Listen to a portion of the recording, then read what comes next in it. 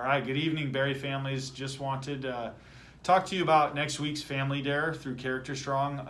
As a reminder, this week's was on love language, but next week's going to be called Fail Forward. And it's all about having a growth mindset and demonstrating for our kids that there is good in failure, and being able to be vulnerable and honest and talk about our mistakes and how we've learned from them. So, Dr. Adams, what do you think about Fail Forward and about growth mindset and things of that nature? Well, I think they both are, directly connected, because if you have a growth mindset, then you're okay with failing. And I think back when I was growing up, I think that it was hard to even think about failure, but now that I think about it, is actually failure is a most of the time a beneficial situation that helps you learn. And so even with my own family, we do have kind of a motto at my house that it's okay to fail as long as we learn from it.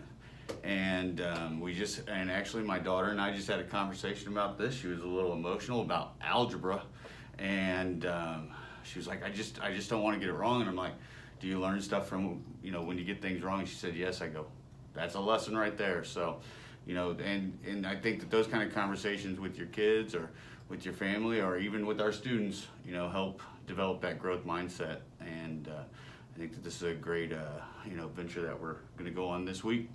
So in addition to that too, it starts so young. I can tell you that with my 6, my 4, and my 2-year-old, early on, you could tell that they were afraid of making mistakes and not doing it right, or not being masterful at something right away. And so something my wife and I have always tried to talk about is a lot what Dr. Adams talked about, which is it's all about growth. It's about learning from our mistakes, getting better. And the best way our kids can learn that is by them seeing us model that as adults.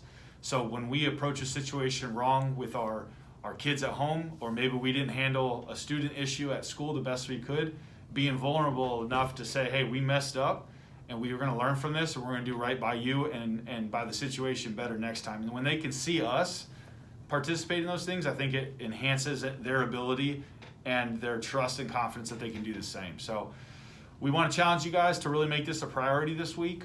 Talk about your own failures, talk about theirs, and show that it's all about growing and getting better in the end. So thank you guys for partnering with us on the home end, and we'll continue to push Character Strong at school. Thank you.